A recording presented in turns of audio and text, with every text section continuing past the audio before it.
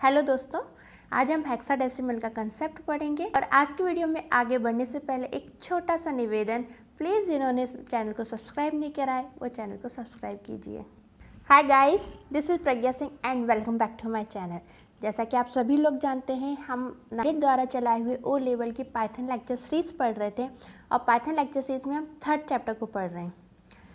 Third chapter में हम number convergence पढ़ रहे थे, जिसमें प्रीवियस वीडियोस में मैंने आपको binary and octal number representation and उनके कन्वर्जन्स आपको सिखाए थे।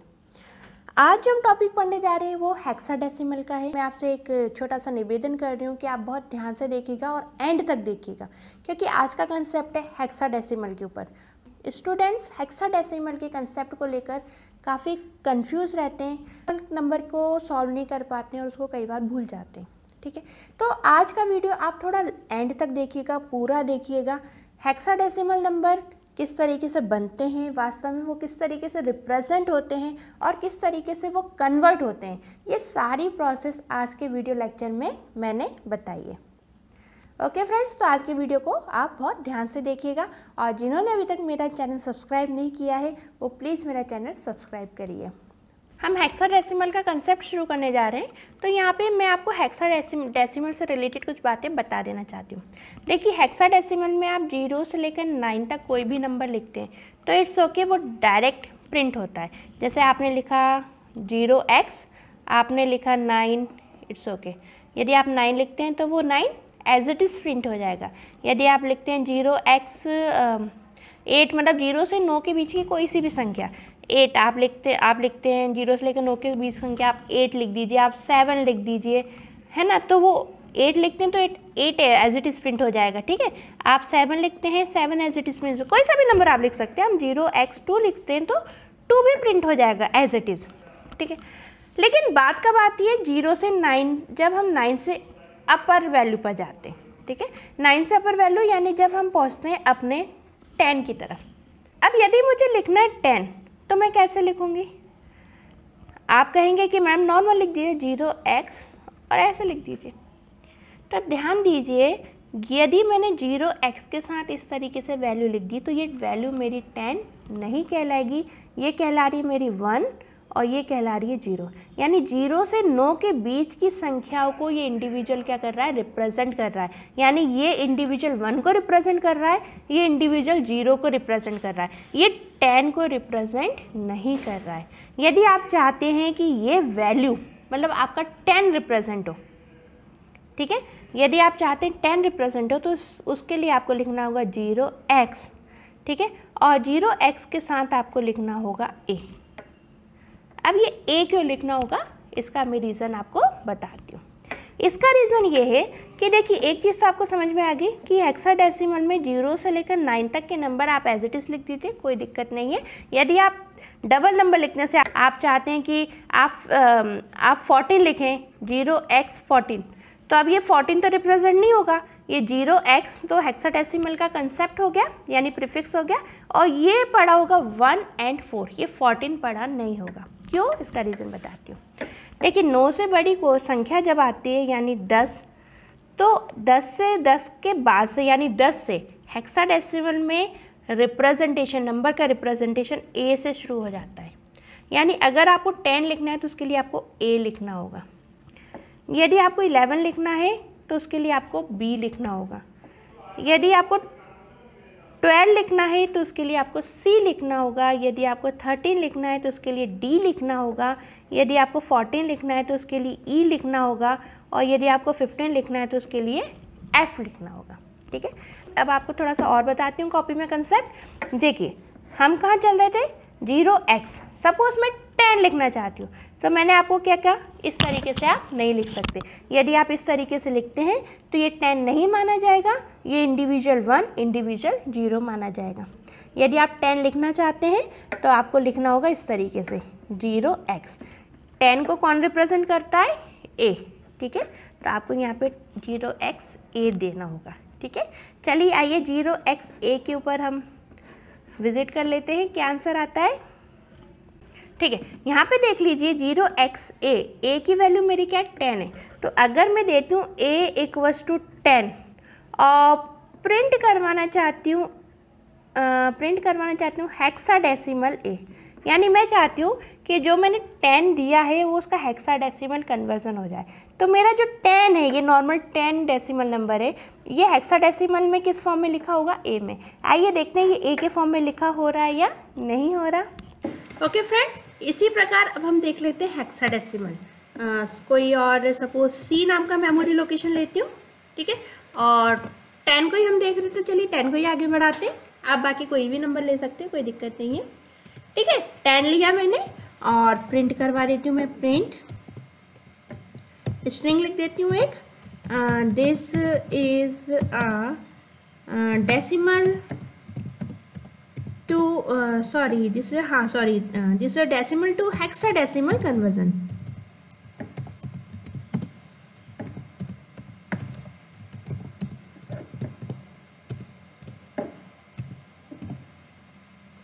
और यहाँ पे मैं लिख देती हूँ, ठीक है। अब मुझे डेसिमल नंबर इसको हेक्साडेसिमल के फॉर्म में कन्वर्ट करना है, तो आप समझ ही गए होंगे, ऐसे बाइनरी को BIN लिखते हैं, ऑक्टल के लिए OCT लिखते हैं। इसी प्रकार अगर डेसिमल से हेक्सा में कन्वर्ट करना है तो उसके लिए HEX लिखते हैं, और ब्रैकेट्स के अंदर क्या लिखोगे, किसकी वैल्यू कन्वर्ट करनी है, C की, तो आपने यहाँ पे लिखा C। तो ये हेक्साडेसिमल का जो ब्रैकेट है वो क्लोज हुआ, देन प्रिंट का ब्रैकेट एंड क्लोज हुआ। ब्रैकेट्स का बहुत ध्यान रखिएगा, ठीक है, जिनके ब्रैकेट स्टार्ट होते हैं उनके ब्रैकेट फिर लास्ट में क्लोज भी होते हैं, ठीक है। ना कंट्रोल S की सहायता से मैंने सेव कर दिया और मैंने F5 प्रेस किया अपनी कीबोर्ड के द्वारा।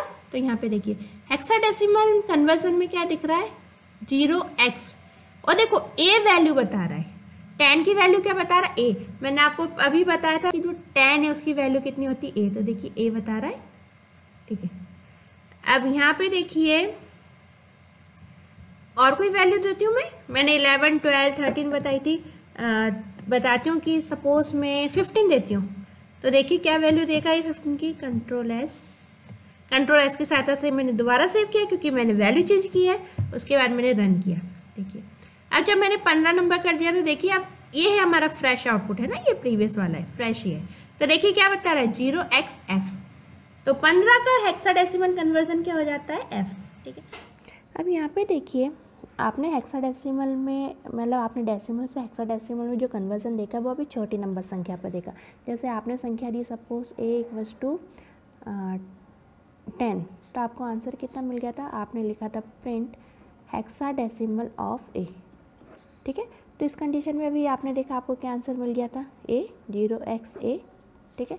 इसी प्रकार आपने A = 15 भी देकर देखा था, तो आपको क्या आंसर मिल गया था, आपने सपोज लिखा प्रिंट हेक्साडेसिमल ऑफ A, तो आपको क्या आंसर मिल गया था उसमें, 0xF, ठीक है। 0x प्रीफिक्स है हेक्साडेसिमल का, और A जो है वो 10 को क्या करता है, रिप्रेजेंट करता है, ठीक है। आपने अभी छोटी संख्याएं देखी 10, 5, 15, ठीक है। अब इसको और हमें अच्छे से क्लियर समझने के लिए हम एक बड़ी संख्या लेते हैं, ठीक है। बड़ी संख्या में हम किस तरीके से कन्वर्जन कर सकते हैं, तो उसके लिए सपोज मैंने कोई बड़ी संख्या ली 55,000, ठीक है। अब ये 55,000 वास्तव में हेक्साडेसिमल में कैसे कन्वर्ट होगा, इसका जो मेन लॉजिक है आइए वो देखते हैं। देखिए जब तक बात 10 से लेकर 15 तक की थी तब तक तो कोई दिक्कत नहीं थी, नॉर्मली आप यूज़ कर रहे थे, एंड नॉर्मली आप जो भी इनका रिप्रेजेंटेशन नंबर है वो आपको दिख रहा था, जो कि मैंने आपको वर्बली बता दिया था। अब मान लो कोई बड़ी संख्या है तो हम उसको कैसे सॉल्व कर सकते हैं, डेसिमल से हेक्साडेसिमल में किस तरीके से कन्वर्ट कर सकते हैं, ठीक है। तो 55,000 दिया, ठीक है। एक बात ध्यान रखिएगा, डेसिमल ये कौन सा नंबर है आपका, डेसिमल, ठीक है। मैंने आपको पहले बताया डेसिमल नंबर मतलब नॉर्मल ब्रैकेट लगा और उसके नीचे हल्का सा नीचे की तरफ क्या लिख दिया आपने, इस तरीके से 10 लिख दिया, ये कहलाता है डेसिमल नंबर, ठीक है। हेक्साडेसिमल नंबर मतलब ये जो आपकी संख्या है, जैसे A लिखा है, या तो 0x लगाइए, 0x नहीं लगा सकते तो आप A को ब्रैकेट में लिखिए, उसके नीचे क्या लिख दीजिए आप, 16। तो एक चीज़ क्या बता रही है, हेक्साडेसिमल, ठीक है। तो ये कोई सा भी डेसिमल नंबर हेक्साडेसिमल में किस तरीके से वास्तव में परिवर्तित हो रहा है, इसका हम प्रैक्टिकली यहाँ पर देखते हैं, ठीक है। ठीक है ना, 55,000 एक डेसिमल संख्या है जिसको हमको हेक्साडेसिमल में कन्वर्ट करना है। हेक्साडेसिमल में कन्वर्ट करने के लिए क्या करना होता है, हेक्साडेसिमल में कन्वर्ट करने के लिए हमको दी गई संख्या को 16 से डिवाइड करना होगा ना। 16 से भाग देने पर यहाँ पे हम लिखते हैं क्वोशिएंट यानी कि भागफल, और यहाँ पे हम लिखते हैं रिमाइंडर यानी कि शेषफल। ठीक है, ठीक है। अब यहाँ पे देखिए भागफल क्या आएगा, हम यहाँ पे चेक कर लेते हैं। भागफल आने के लिए हमको क्या करना होगा, दूसरे पेज पे चेक करते हैं। भागफल के लिए हमको 16 से डिवाइड करना होगा अपना 55,000। ठीक है ना, यहाँ पे हम देखते हैं तो कैसे सॉल्व करेंगे। 3 टाइम्स में आएगा 48। ठीक है, 48 हमारा 3 टाइम्स में आता है। तो यहाँ पे देखिए इसको सॉल्व करिए, कितना रिमाइंडर बचेगा, रिमाइंडर बचेगा 7। ठीक है, नाउ देन नेक्स्ट जीरो को हम यहाँ पे ड्रॉप करेंगे। ठीक है, अब क्या आंसर आएगा हमारा 70 है, तो 4 टाइम्स में 64। ठीक है, तो अब हमारा रिमाइंडर बचा 6। ठीक है, नाउ नेक्स्ट जीरो को हम ड्रॉप करेंगे, अगेन 3 टाइम्स में 48 आएगा। अब हमारा रिमाइंडर बचेगा 12। ठीक है, नाउ नेक्स्ट जीरो को हम फिर से ड्रॉप करेंगे, जीरो आ गया। नाउ अब 7 टाइम्स में आता है हमारे पास 112। नाउ अब हम रिमाइंडर लेंगे तो कितना आएगा हमारा रिमाइंडर, रिमाइंडर आएगा हमारा 8। ठीक है, नाउ अब क्वेश्चन कितना आया हमारा 3437। ठीक है, हमारा जो रिमाइंडर है वो कितना आया 8, तो हमने यहाँ पे लिख दिया 8। अब फिर से हम 16 से डिवाइड करते हैं दी गई संख्या को, देखते हैं क्या आंसर आता है। संख्या क्या हमारी 3437। इसको हम 16 से डिवाइड करते हैं। ठीक है, अब हम देखते हैं तो 16 2 जा 32, रिमाइंड यहाँ पे बचा 2 और 3 यहाँ पे ड्रॉप होगा। ठीक है, नाउ अब 16 1 जा 16। ठीक है, 13 में से 6 गया तो बचा आपका 7 और उसके बाद नेक्स्ट 7 यहाँ पे ड्रॉप होगा। नाउ अब 16 4 जा 64। ठीक है, अब 7 में से 4 गए तो 3 और 7 में से 6 गए तो 1। ठीक है, अच्छा अब इसमें क्या होता है, जैसे हमको रिमाइंडर अपनी दी गई संख्या से छोटा मिल जाता है, उसके आगे हमें इसको सॉल्व नहीं करना होता है। ठीक है, ठीक है, अब हम अपने फ्रेश पेपर में इसको लिख देते हैं। जो हमारा क्वेश्चन है वो कितना आया 214 और रिमाइंडर कितना आया 30। ठीक है, ये हमने 30 यहाँ पर पुट कर दिया। अब हम फिर से 16 से इसको डिवाइड करना शुरू करते हैं। रफ पेपर में सॉल्व करके देखते हैं। 16 है, इसको 214 से हम सॉल्व करते हैं। ठीक है, कितना आंसर आएगा 16 1 जा 16।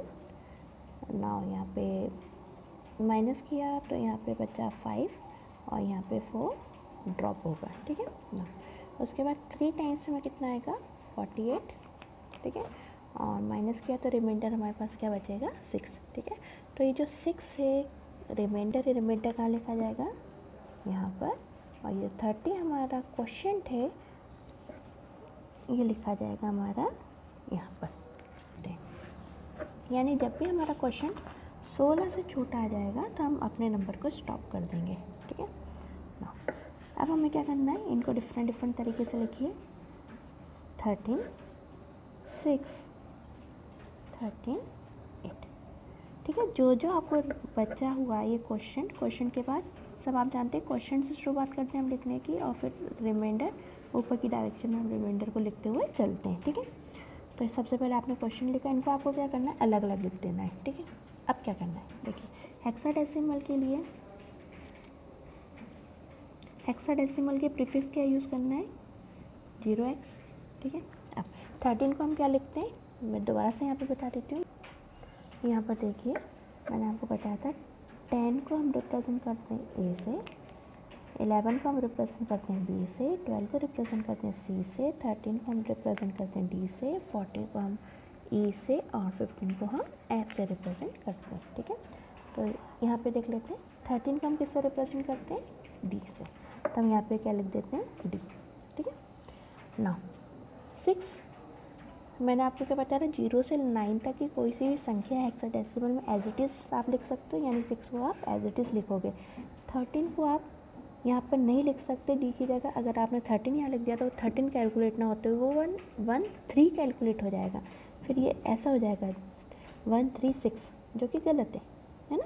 0 से लेकर 9 तक की संख्या, 0 से 9 के बीच की संख्या ऐसी की ऐसे ड्रॉप होगी, और उससे बड़ी 10 से 15 के बीच की संख्या ABCD के फॉर्म में रिप्रेजेंट होगी, ठीक है। तो ये अगर ऐसे आप 13 लिखते हो तो ये गलत हो जाता है, ठीक है। डी लिखा, 6 लिखा, अगेन 13 है, 13 को फिर क्या रिप्रेजेंट करते हैं, डी से, और उसके बाद 8। इस तरीके से आपके कन्वर्जन होते हैं डेसिमल से हेक्साडेसिमल में। ओके फ्रेंड्स, चलिए हम अब इसका प्रैक्टिकल देखते हैं। ए के अंदर वैल्यू दे दी मैंने, हम 55,000 को लेकर चल रहे थे, ठीक है। अब मुझे प्रिंट करवाना है प्रिंट, और मुझे ए को किस में कन्वर्ट करवाया मैंने, हेक्साडेसिमल फॉर्म में, ठीक है। तो मैंने यहाँ पे ए लगाया, यूज़ किया, ठीक है। देखते हैं क्या आंसर हमें मिल रहा है। इसको सबसे पहले मुझे सेव करना होगा, सेव एस पे गए, सेव एस पे जाने के बाद मैंने सपोज इसका EHX देखना है तो मैं HX ना दे रही थी, उसका नाम .py, ठीक है। अब आप तो जान ही गए होंगे .py देना जरूरी है, नेम आप कुछ भी दे सकते हैं ना। इसको मैं रन करती हूँ, ठीक है। देखिए यहाँ पे हमको आंसर मिल चुका है 0x। 0x क्या हमारा हेक्साडेसिमल का प्रीफिक्स है, और आंसर क्या मिल रहा है D6 D8, ठीक है। यही आंसर हमने अभी देखा था।